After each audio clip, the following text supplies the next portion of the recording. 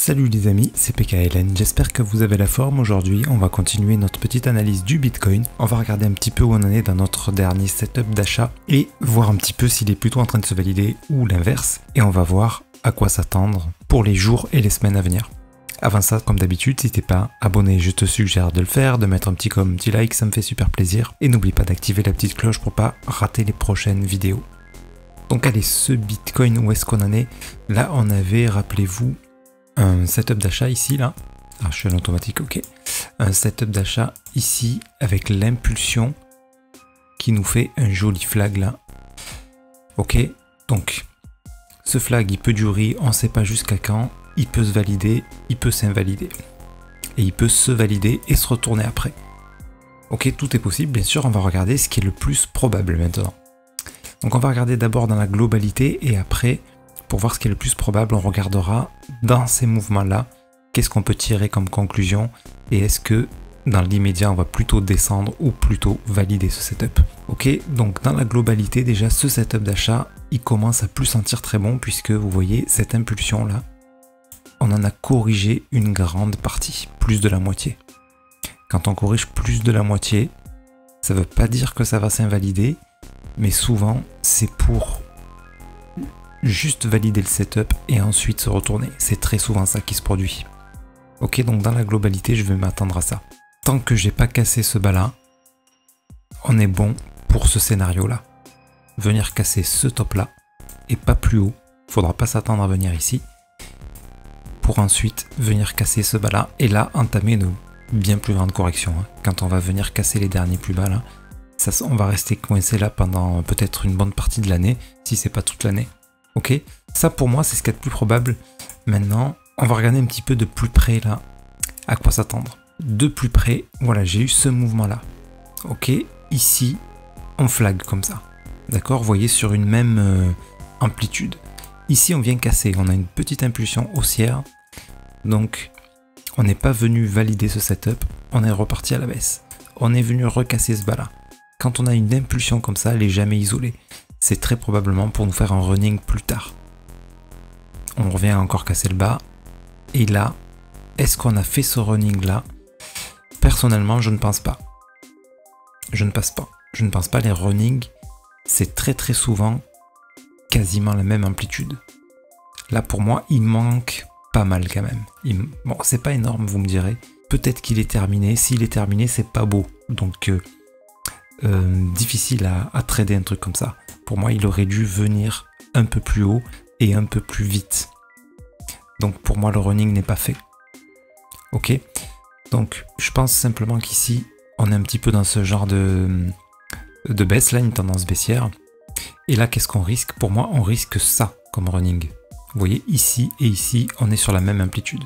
Donc ici, il va falloir surveiller. Si on a des setups de vente, c'est bien probable qu'on vienne casser ce plus bas là. Voilà, pour moi, il y a des chances qu'on fasse ça.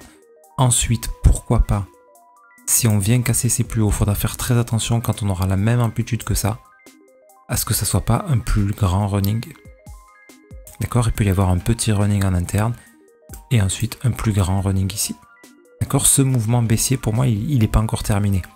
Maintenant, peut-être que la structure me donnera tort, mais dans l'immédiat, je vois ce qui risque de se passer. Ok, donc il faudra prendre ça en considération dans notre trading. C'est-à-dire que là, je ne vais pas prendre de l'achat. Sauf si j'ai vraiment un vrai setup qui ne vient pas corriger les 3/4 de cette impulsion, hein, bien sûr. Un vrai setup d'achat ici, pourquoi pas. Ok, arriver à la cassure du top, un break-even, puisque on risque toujours ce running-là, à mon avis. Ok, donc il faudra bien se protéger, faire attention à ça. Et si au contraire, il part pour venir tout de suite valider ce setup là, puisque ça arrive, ça devrait arriver un jour ou l'autre, donc ça on ne sait pas quand, donc il faut toujours, comment dire, être dans les moves haussiers jusqu'au jour où ça se produit, ça, vous voyez. Donc voilà, les setups d'achat, bien sûr, on peut les prendre, mais il vaut mieux éviter de les prendre en haut là, sauf si c'est vraiment téléphoné quoi, un très beau setup d'achat en haut, oui, pourquoi pas. Sans ça, il vaut mieux pas, il vaut mieux attendre une baisse, prendre les petits setups d'achat. On en a eu là-dedans. On en a eu là-dedans quand on regarde en petite unité de temps. Donc voilà, il faut les prendre après la cassure du bas, setup d'achat, là on y va.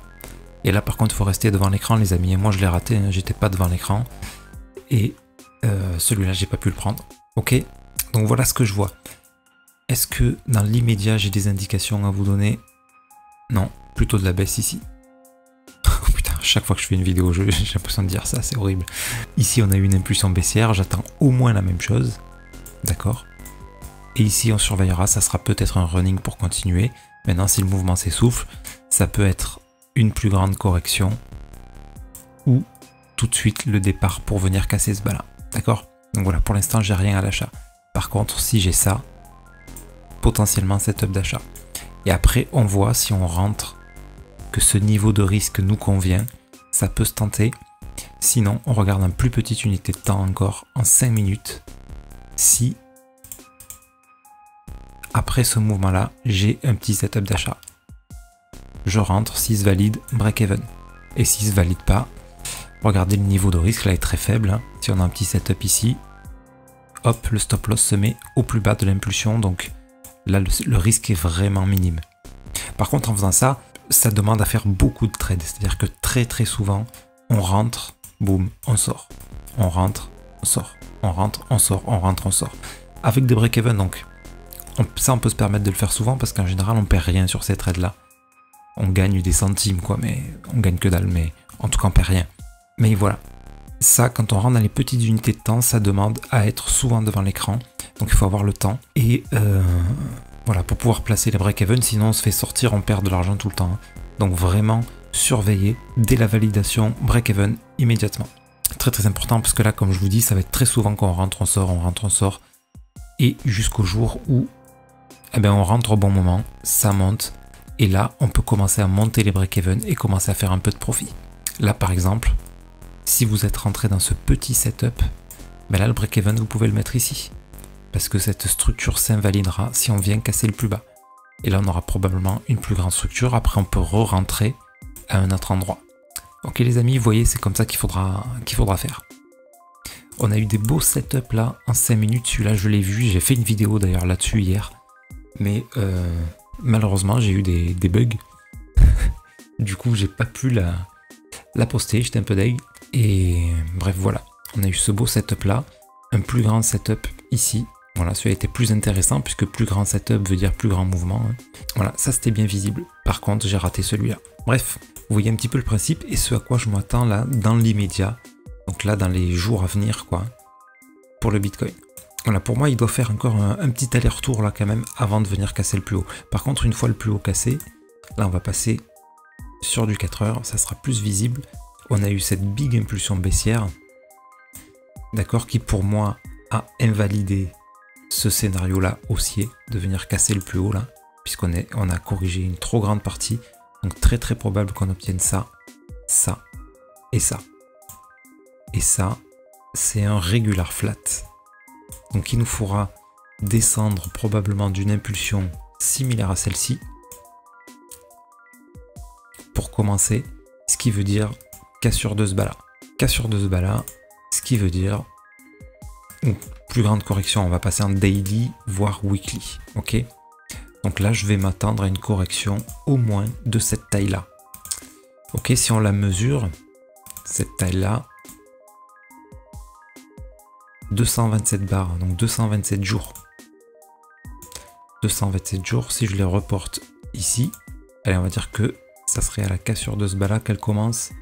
Si on considère même qu'elle a déjà commencé, elle est grosso modo, ça nous amène jusque dans l'été, quoi. Vous voyez, une bonne partie de l'année, hein, si vraiment on vient casser ce plus bas. Donc, alors ça veut pas dire bear market, pas tout de suite, hein, mais ça veut dire, voilà, quelque chose comme ça. Donc ça veut dire facilement venir taper, venir aller chercher les derniers plus hauts ici. Si on vient plus bas, là par contre, ça va vraiment commencer à sentir mauvais. Toujours est-il que moi, quelle que soit la correction qu'on obtient, que ce soit là tout de suite ou un peu plus tard, la prochaine grande correction comme ça, pour moi, ça sera la dernière avant la dernière montée et avant le prochain bear market. Donc quels sont mes objectifs pour ce cycle? Pour moi, ça va être une montée moins explosive que celle-ci, moins ample, donc c'est-à-dire moins que 150 000 $. Je pense qu'on devrait venir moins haut que ça. Ok, après est-ce qu'on attendra les 150 000 à la fin de ce cycle? Je sais pas, c'est possible parce qu'on peut très bien avoir quelque chose comme ça, qui fait ça. Donc une impulsion moins grande, une correction, une autre impulsion encore moins grande, et ensuite, quand on cassera ces plus bas là ça sera le bear market. Pour venir descendre, à mon avis, c'est dans ces niveaux-là, entre 30 et 50 000, qu'on devrait pouvoir recommencer à acheter pour le prochain cycle. Voilà, vraiment, c'est pour voir sur du très long terme. Et bien sûr, cette analyse évoluera en fonction de ce que nous donnera la structure. Ça, c'est à condition que la structure nous donne exactement ce que j'ai en tête. Maintenant, autant on a une grosse correction, boum, l'impulsion d'après nous envoie 200 000. Ok, là, bien sûr, les objectifs ne seront plus les mêmes. Mais ça m'étonnerait très fortement, très fortement. Ok les amis, donc on se méfie un petit peu de ce qu'on peut lire sur les réseaux. Là, le Bitcoin à 300, 500, je vois des 700 000. Non, ça n'arrivera pas à ce cycle. Enfin, je le souhaite, hein, ça serait bien que ça arrive, mais voilà, il ne vaut même pas se fixer ça comme objectif puisqu'on risque d'être très déçu et d'attendre vraiment très longtemps avant qu'on atteigne ces prix-là. Donc les amis, pour récapituler, moi j'attends à un moment donné une plus grande correction dans cette zone-là, une plus grande correction, plus longue et surtout plus ample, où on va descendre plus bas. En attendant, pour l'instant, je suis toujours sur du haussier dans un plus court terme, d'accord? Ça, c'est quand même une structure qui nous annonce une impulsion haussière, mais attention parce que derrière, ça nous donne une structure baissière. Donc je vais attendre une dernière impulsion haussière, et après si j'ai des setups de vente, là je commencerai à sortir, pas complètement encore, hein, puisque le cycle, je pense qu'il est quand même encore assez loin d'être terminé, en termes de temps. En termes de prix, on n'est plus très loin, mais en termes de temps, je pense qu'on est encore assez loin de la fin du cycle. Par contre, si on a une grande correction qui vient taper les 80-75 000, là, j'aimerais bien que la plupart de mes alts soient vendus, quoi. Ok, parce que là, ça va se taper du moins 80% encore, je pense. Hein. Par contre, ça sera une excellente opportunité d'en reprendre dans ces moments-là. Et pour ça, il faudra avoir des liquidités. Donc, dans les impulsions haussières, là, n'hésitez pas, si quand vous êtes en profit, à garder un petit peu d'argent de côté de vos profits. En tout cas, personnellement, c'est ce que je vais faire. Ok les amis, sur ce, j'espère que cette vidéo vous sera utile.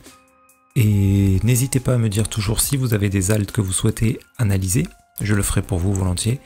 Et en attendant, je vous souhaite une excellente nuit et prenez soin de vous et de votre portefeuille. A bientôt les amis, salut!